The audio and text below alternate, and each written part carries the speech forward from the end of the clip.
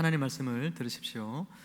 대제사장과 그와 함께 있는 사람, 즉 사두개인의 당파가 다 마음의 시기가 가득하여 일어나서 사도들을 잡아다가 옥에 가두었더니 주의 사자가 밤에 옥문을 열고 끌어내어 이르되 가서 성전에 서서 이 생명의 말씀을 다 백성에게 말하라 하매. 끝까지 우리 한번 살펴보도록 하겠습니다.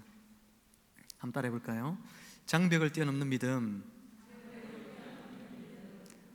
우리 한번 옆에 분에게 축복해 봅시다. 장벽을 뛰어넘는 믿음을 가집시다.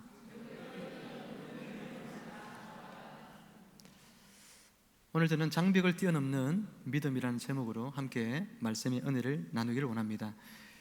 인생에는 누구에게나 넘어야 할 담들이 있습니다. 요셉에게는 형들의 시기로 인해서, 그리고 애굽에서 노예 생활을 하고 또 감옥에 갇히는 여러 가지 생활들을 통해서 겪게 되는 인생의 높은 담이 있습니다. 이처럼 우리 앞에도 많은 담들이 있죠. 불행과 역경, 또 실패와 질병, 그리고 경제적인 곰핍과 같은 그런 담들이 우리 앞에 놓여져 있습니다. 이런 장벽 앞에 섰을 때 사람들이 힘들어하고 괴로워합니다. 그리고 좌절과 시리에 곧잘 빠집니다. 믿음의 사람도 이런 장벽 앞에서 버거워할 때가 있습니다. 엘리야와 같은 사람도 로뎀나무 아래에서 쓰러져서 그곳에서 죽기를 구한 것도 그런 예 중에 하나가 되겠죠. 그러나 요셉은 자기를 가로막고 있는 담 앞에서 결코 좌절하지 않았습니다. 그 이유는 뭘까요? 성경 창세기에 보면 요셉이 그런 수많은 인생의 고난 앞에서도, 담들 앞에서도 좌절하지 않은 이유는 하나님께서 그와 함께 하심을 믿었고 하나님이 나에게 힘이 되어 주실 것이라는 확신을 가지고, 그 믿음 가지고 살았기 때문입니다. 오늘 우리 인생의 장벽 앞에서도 우리가 좌절하지 말아야 될 이유가 있다고 한다면 바로 우리에게 그 담을 뛰어넘게 하시는 하나님이 계시기 때문입니다. 이처럼 장벽을 뛰어넘는 믿음이 오늘 저와 여러분의 삶 가운데 풍성하게 부어져서 어떤 높은 장벽, 아무리 사방이 꽉 막힌 담이라 할지라도 그것을 뛰어넘는 그런 신앙의 은혜와 기쁨을 누리는 여러분 모두가 되시기를 주님의 이름으로 축원합니다. 오늘 본문에 보면 대제사장과 사두개인들을 중심으로 한 종교 지도자들이 복음을 전하는 이 사도들을 옥에다가 가두어 두었습니다. 그래서 복음의 역사를 중단시키고 교회를 무력화시키고 나아가서 교회를 무너뜨리려고 시도를 하고 있습니다. 이것을 통해서 우리가 분명히 기억해야 할 한 가지 사실이 있습니다. 그것은 사단이 그리스도인들을 못살게 굴 때에 가장 먼저 사용하는 방법이 환경을 통한 방법이라는 사실이지요. 사도들을 감옥이라는 단절된 공간에 가두어 두어서 그들의 마음속에 두려움을 조장합니다. 그리고 믿음을 약화시키고 믿음의 삶을 사는 성도들에게 이 사단은 환경을 통해서 그 두려움을 심고 그 믿음을 무너뜨리려고 한다는 사실이죠. 출애굽한 이스라엘 백성들, 그들이 제일 먼저 만난 고비는 홍해 앞에 섰을 때였습니다. 그들 앞에는 홍해가 있고 뒤쪽에는 따라오는 애굽의 철병거로 무장된 군대가 추격해 왔습니다. 3인 초가의 환경이 되었을 때에 성경은 이스라엘 백성들의 심적인 상태에 대하여 그들이 심히 두려워했다, 그렇게 성경은 말씀하고 있습니다. 그 두려움이 곧 모세와 하나님을 향한 원망으로, 불신으로 그리고 이어졌습니다. 그것이 사단이 원하는 방법이죠. 우리 마음속에 두려움을 주어서 결국은 그 두려움 때문에 원망하는 삶을 살고 그리고 하나님을 향하여 믿지 못하게 하는, 하나님을 불신하는 그런 삶으로 나가게 하는 것이 사단의 전략입니다. 애굽에서 나왔을 때는 성경은 뭐라고 이야기하냐면 이스라엘 백성들이 담대하게 애굽에서 나왔다, 그렇게 이야기했습니다. 나올 때는 믿음의 첫 출발은 좋았습니다. 담대함으로 나왔지만 환경의 장벽 안에 갇히게 되어질 때에 성도들은 곧잘 좌절하고 낙심하고 말더라는 거죠. 마태복음 6장에서 예수님은 생활에 대한 두려움 그리고 염려, 그것들은 하나님이 모르는 이방인들이 하는 것이라고 말씀하셨습니다. 오늘 있다가 내일 아궁이에 던져지는 들풀보다도 못한 그런 신앙을 가진 신자가 되면 안 된다는 것입니다. 여러분, 들풀을 보면서 불쌍하다 이렇게 생각하는 사람이 없습니다. 들풀의 생명을 걱정하면서 밤을 지새우는 사람은 아무도 없습니다. 전 교인이 교회 정원에 나 있는 풀을 뽑을 때 보니까 홈이나 또 심지어 낫을 가지고, 그죠? 콕콕 찍어 가지고 그 들풀들을 얼마나 잘 제거하는지 모르겠어요. 굉장히 인자한 우리 성도님들도 풀을 제거할 때 보니까 그렇게 인정사정 없는 줄 몰랐어요. 인정사정 없이 다 머리채를 잡아서 뽑아버리는 거죠. 여러분, 들풀을 아끼는 사람은 아무도 없습니다. 신경조차 쓰지 않는 것이 들풀입니다. 그런 들풀도 하나님이 어떻게 하신댔습니까? 입히신데, 그런 들풀도 입혀주시는데 하물며 너희일까 보냐. 주님은 그렇게 말씀하시면서 우리가 생활의 문제 때문에 어떻게 살까 걱정 때문에 두려워하고 염려하지 말라고 말씀하셨어요. 우리가 염려와 두려움에 빠져서 하나님을 향한 믿음이 약화되어지는 것, 그것이 사단이 바라는 일이기 때문에 그렇기도 합니다. 사단의 계획대로 되어져 가면 성도는 자기 삶의 문제에 빠져버리게 됩니다. 돈 걱정으로 염려하는 사람들은 그 돈 걱정 속에 온통 자기의 모든 생각이 빠져 있습니다. 그러면 하나님의 나라의 일, 하나님의 뜻을 이루며 사는 것, 우리에게 사명이 있다는 것, 그런 거 생각하지 못하게 되는 겁니다. 오직 어떻게 하면 이 문제를 해결할까, 그렇게 생각만 하게 되어지는 것이죠. 마태복음 8장에서 바다에 큰 노을이 일어났을 때에 배가 물결에 덮였습니다. 제자들이 이제 죽었다 그렇게 생각을 했다고 했습니다. 뭐 때문입니까? 두려움 때문이라고 했어요. 바다 위를 걸어 예수님께 가던 베드로가 갑자기 물에 빠져서 죽을 뻔하였는데 불어오는 바람을 보고 무서웠기 때문이라 그렇게 이야기하는 것입니다. 이처럼 염려와 불안 그리고 두려움과 무서움은 시시각각 우리의 마음을 낙심하게 만듭니다. 사단은 이 같은 환경을 이용해서 우리를 두려움과 염려의 장벽 안에 가두어두려고 합니다. 그래서 우리의 믿음을 떨어뜨리고 믿음에서 멀어지도록 만들려고 하고 있다는 사실입니다. 마태복음 13장에 보면 씨가 돌밭에 뿌려진 그런 사람들이 있습니다. 말씀이 돌밭 같은 마음에 뿌려졌다는 것이죠. 교회 생활을 참 열심히 기쁘게 합니다. 말씀을 들으면 눈물이 그렇게 흐르기도 합니다. 이제는 정말 신앙생활을 열심히 해야겠다 다짐도 하고 고백도 합니다. 그런데 햇빛이 좀 강하게 내려쬐어지니까 어떻게 되었습니까? 햇볕은 여기에서 외적인 어려움을 상징하고 있죠. 외적인 어려움이 딱 생기니까 그 고백, 그 결단, 결심이 다 허물어지고 맙니다. 뿌리채 말라서 죽었다. 성경 그렇게 말하고 있죠. 믿음이 완전히 달아나 버리고 만 것입니다. 씨가 가시떨기에 떨어진 사람도 있습니다. 신앙의 초기의 어려움을 이 사람은 잘 극복해 내었습니다. 그래서 믿음이 꽤 잘하는 것처럼 보입니다. 그런데 이번에는 생활비가 떨어졌습니다. 두렵기 시작했다고 합니다. 그래서 돈을 따라가기 시작합니다. 그렇게 해서 이 사람도 결국은 어떻게 되었습니까? 믿음을 떠나고 말았다. 성경 그렇게 이야기하고 있습니다. 사랑하는 여러분, 혹시 이제 어떻게 살까 하는 막막함에 여러분 두려워하는 분 있습니까? 이렇게 내가 죽는가 싶은 그런 절망감이 여러분 마음속에 몰려오고 있는 분들이 있습니까? 오늘 제자들은 어떻게 했을 것 같습니까? 감옥 속에 갇혀서 그들이 뛰어넘을 수 없는 사방이 꽉 막힌 그 담장벽 속에 갇혀있는 제자들은 어떤 마음이었을 것 같습니까? 그들은 사단이 원하는 대로 낙심하고 두려워했을까요? 절대 그렇지 않죠. 열심히 복음을 전한 대가로 보상을 받기는커녕 차디찬 감옥 안에 갇히게 된 자기들의 신세를 한탄하면서 하나님을 원망하기는커녕 그들은 아마도 그곳에서 감사하며 찬송하며 기뻐했을 것입니다.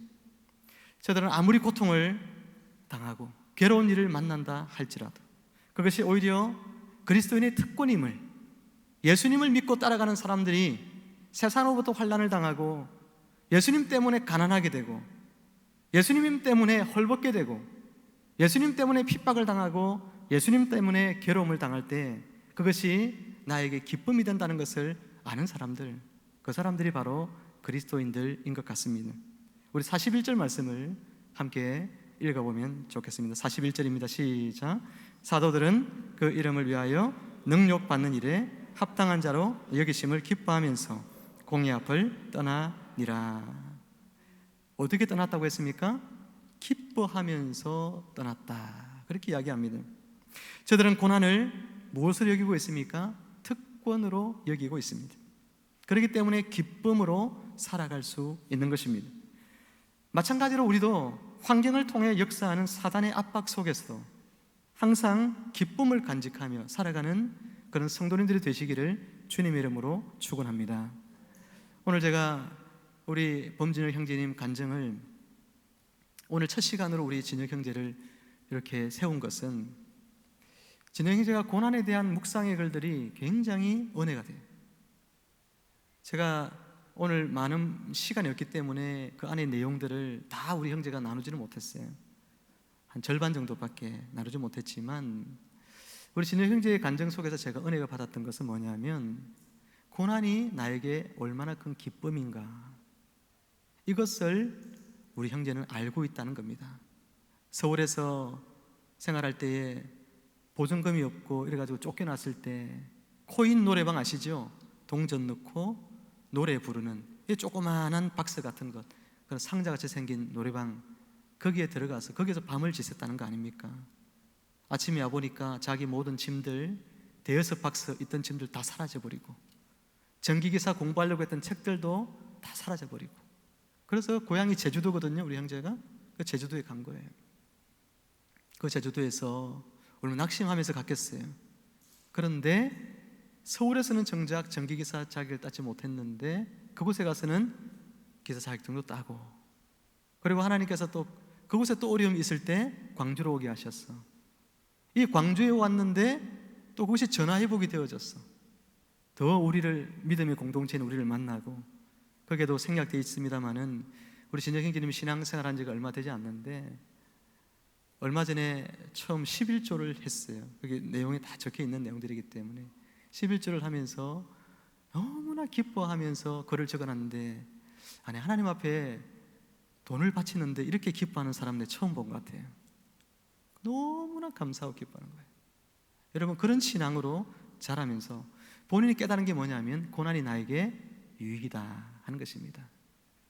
그래서 마지막에 그 이야기 했죠. 차 몰고 가는데 앞에 있는 비둘기들이 지금 자기 앞에 고난이 닥칠 줄 몰라요.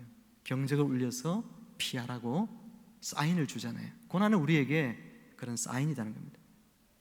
하나님이 고난을 주시는 것은 여러 가지 목적이 있는데 그것이 결국은 우리의 영적인 유익을 위한 것이라는 것을 우리 알아야 되는데, 사단의 시험에 빠지면 고난을 당할 때 하나님을 원망하고 불신으로 나가게 되더라는 이야기예요. 사랑하는 성도 여러분, 고난이 오늘 저와 여러분들에게 유익이 되고 있습니까? 오늘 이 사도들처럼 감옥에 갇혔지만 그러나 그곳에서도 찬송 부르며 감사하며 오늘 하나님의 영광을 위해서 살았던 나의 삶의 대가가 오늘 차디찬 감옥에 갇히는, 그리고 매를 맞으며 비방과 모함을 받고 어쩌면 죽을지도 모르는 그런 상황 속에 내몰리는 것, 그런 운명에 처할지라도 그것이 나에게 유익이다, 이것이 나에게 축복이다 라는 믿음이 오늘 여러분의 마음속에 또 제 마음속에 한없이 부어지기를 주님의 이름으로 축원합니다. 우리 서로에게 한번 축복해 봅시다. 고난이 성도님에게 유익이 되기를 축원합니다. 이렇게 인사합니다.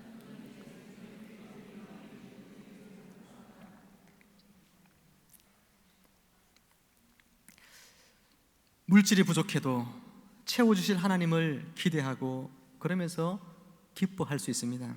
인생의 풍파 속에서도 우리는 그 풍랑을 그치게 하실 주님을 기대하면서 기뻐할 수 있습니다. 믿음의 시련들이 왔을 때 우리는 나를 도우시고 그 시련을 돌파하게 하실 하나님을 바라보면서 기뻐할 수 있습니다. 그게 신앙입니다. 겹겹이 둘러싸인 장벽 속에 우리가 갇혀 있어도 하나님의 도우심으로 그 장벽을 뛰어넘을 수 있다는 그러한 믿음을 가지고 살면서 우리는 기뻐할 수 있는 줄로 믿습니다. 사랑하는 여러분, 19절 말씀을 보세요. 19절 말씀에 보면 주의 사자가 밤에 옥문을 열고 사도들을 끌어내어 주신 사건이 나옵니다. 여러분, 하나님께서 하시겠다고 결심하시면 옥문이 열려집니다. 하나님이 하시겠다고 마음먹으시면 경비들의 아무리 삼엄한 그런 경계도 하나님은 다 뚫으시고 사도들을 자유롭게 풀어 놓아줄 수가 있는 줄로 여러분 믿으시기를 바랍니다. 예수님께서 죽은 지 나흘이나 된 나사로야 나오라 하니 나왔고, 사람들에게 풀어 다니게 하라 했을 때 나사로를 묶고 있던 천들을 벗겨내니까 자유하게 되어졌습니다. 사랑하는 여러분, 우리가 분명히 기억하셔야 합니다. 오늘 본문에서 사도들에게 역사하신 그 놀라우신 능력의 하나님은 지금도 우리 가운데서 역사하고 계신다는 이 사실을 우리는 믿어야 합니다. 그 하나님께서 오늘 불행과 고난, 핍박과 그리고 질병과 여러 실패로부터 오는 사단의 조롱, 그리고 사단으로부터는 시험들로부터 여러분들을 능히 풀어서 자유케 하여 주시기를 주님의 이름으로 축원합니다. 우리 한번 따라해 봅시다. 하나님이 나는 이렇다 하시면 하나님은 그런 분이십니다. 하나님이 나는 할 수 있다 하시면 하나님은 하실 수 있습니다.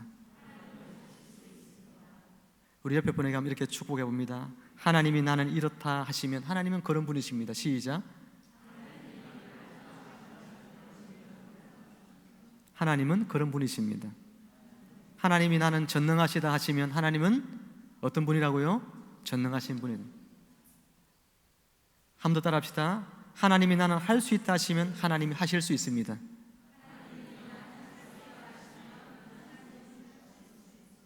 옆에 분 보면서 한번 해보세요. 시작. 하나님이 나는 할 수 있다 하시면 하나님은 하실 수 있습니다. 우리 다시 한번 더 축복해 봅시다. 하나님은 하신다고 하시면 하시는 분입니다. 시작.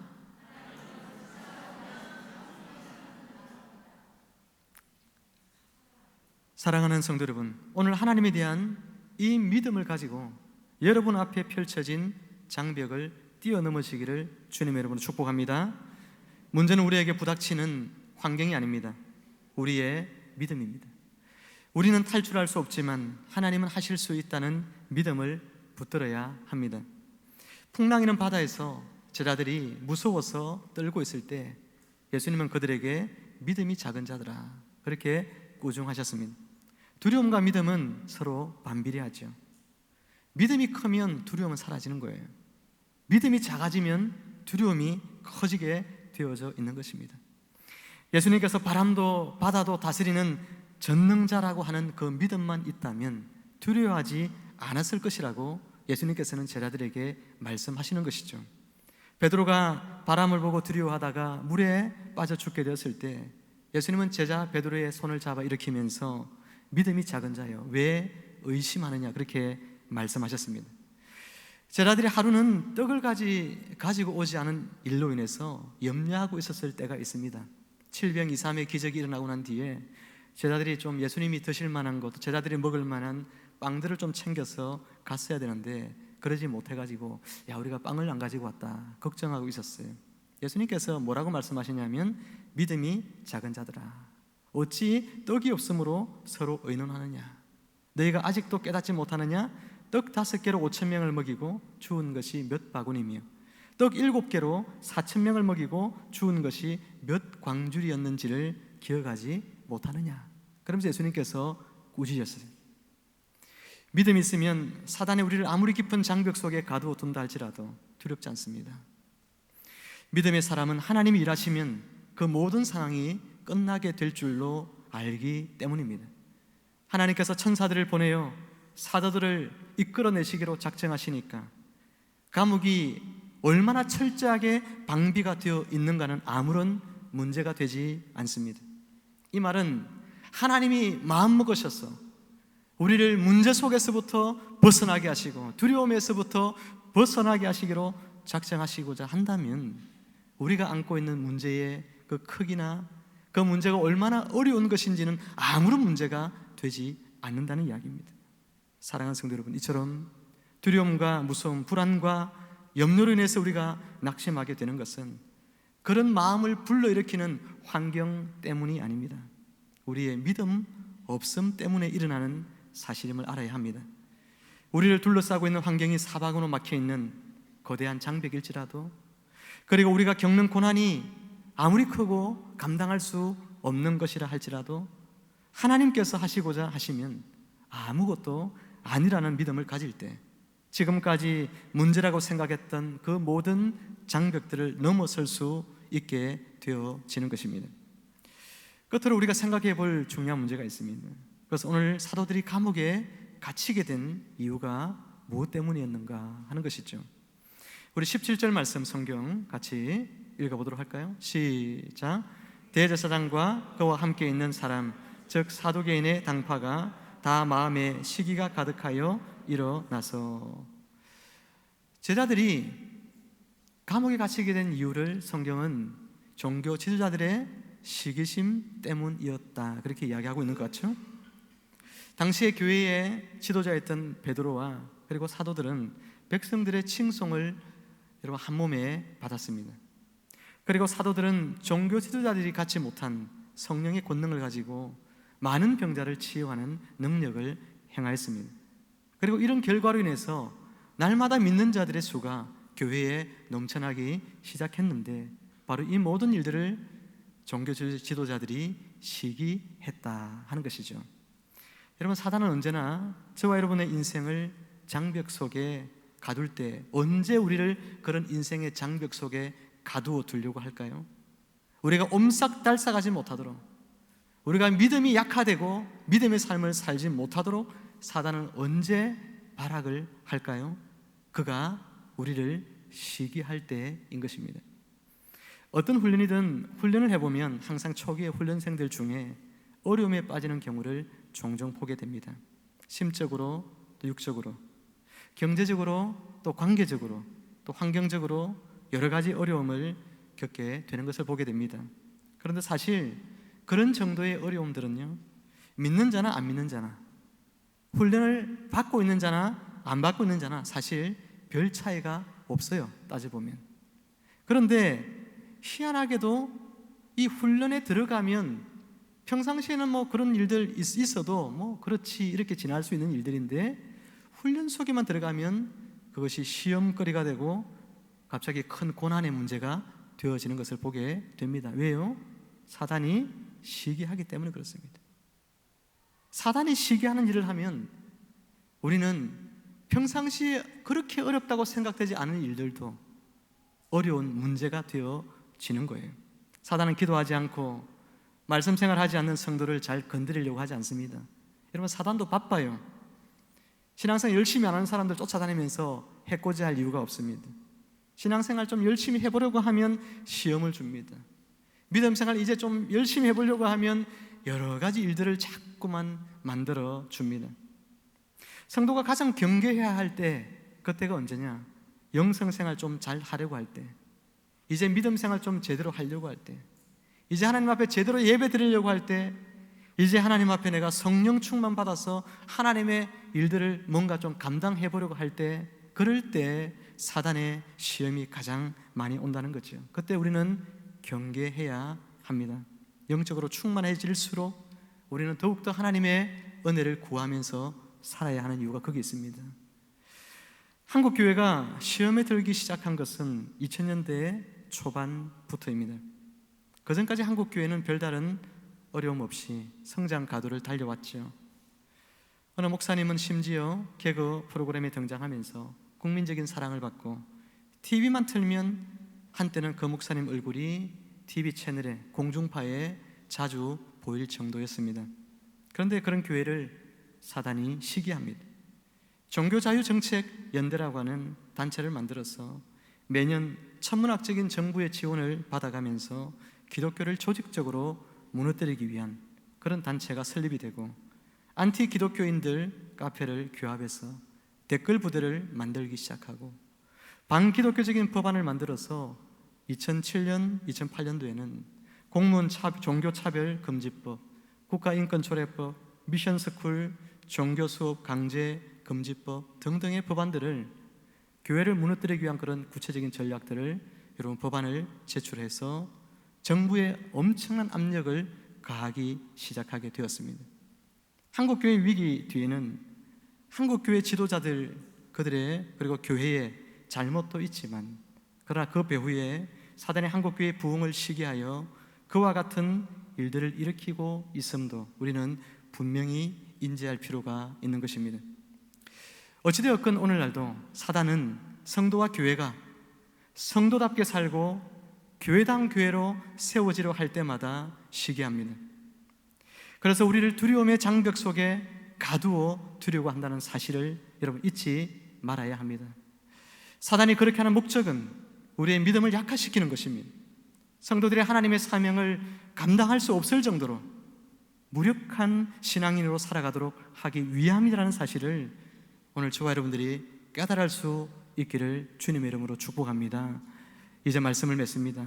사랑하는 성도 여러분, 사도들이 갇혀있던 옥문이 열리게 하시고 쇠사슬이 풀리게 하시고 살기 어린 창과 그리고 칼로 지키는 저 무서운 파수꾼들 사이를 노래하면서 걸어나오게 하신 그 하나님의 능력과 그분의 사랑은 지금도 저와 여러분을 향하고 있고 우리 교회, 이 땅의 교회들을 향하고 있음을 믿으시기를 바랍니다.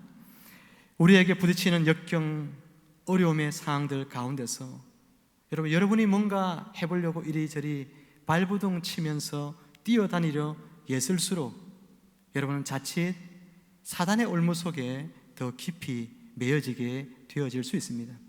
그럴 때일수록 하나님을 바라봐야 됩니다. 믿음의 눈으로 하나님을 바라봐야 돼요. 풍랑이는 바다를 바라보면 두렵습니다. 그 두려움이 여러분을 무너지게 하고 절망하게 하고 죽게 만든다는 사실을 알아야 하는 것입니다. 풍랑이 아무리 거셀수록 여러분을 향하여 걸어오고 계신 그 예수님을 바라봐야 됩니다. 그럴 때 하나님이 베푸시는 기적의 현장, 그것을 경험할 수 있게 되는 것입니다. 우리 마지막 시편 18편 29절 말씀 한 절 읽으면서 말씀을 맺습니다. 같이 읽어볼까요? 시작. 내가 주를 의뢰하고 적군을 향해 달리며 내 하나님을 의지하고 담을 뛰어넘나이다. 아멘. 사랑하는 성도 여러분, 오늘 여러분과 우리 교회와 나아가 한국교회를 두렵게 하는 장벽이 무엇입니까? 사단이 그 어떤 철옹성 같은 장벽으로 담을 만든다 할지라도 두려워하지 마십시오. 염려하지 마십시오. 다윗처럼 하나님을 의지하십시오. 하나님께서 주시는 믿음으로 담을 뛰어넘는 우리 성도님들이 다 되시고 이 땅의 교회가 될 수 있도록 이번 한 주간 힘써 기도하는 그런 한 주간 되시기를 주님의 이름으로 축원합니다. 아멘. 같이 한번 기도하겠습니다. 하나님 아버지, 우리 삶의 여러 가지 환경적인 장벽들을 만날 때 우리가 낙심하지 않게 하여 주시고 하나님이 하시면 어떤 장벽에 우리가 갇혔을지라도 그곳에서 우리를 구원하여 줄 수 있음을 믿게 하여 주옵소서. 하나님 아버지, 사단은 우리가 그런 어려움에 빠질 때, 한국교회가 위기 가운데 빠질 때 낙심하게 만들고 두렵게 만들고 다시 회복하지 않으면 어쩌나 하는 염려와 불안과 두려움 속에서 우리가 온전한 하나님의 자녀로서의 사명을 감당하지 못하도록 믿음을 떨어뜨리려고 하겠지만, 그러나 그럴 때일지라도 오늘 사도들처럼 우리 모두는 하나님의 전능하심을 믿고 하나님이 오늘도 2000년 전과 다름없이 하나님의 능력을 행하시면 놀라운 일들이 일어난다는 사실을 우리가 믿음으로 하나님 고난 앞에서도 사단의 시험에 넘어가지 않고 고난 속에서도 오히려 감사함으로 하나님의 놀라운 역사를 기대하며 살아가는 주님의 거룩한 백성들이 다 되게 해 주옵소서. 하나님 감사하며 예수님의 이름으로 기도하옵나이다. 아멘.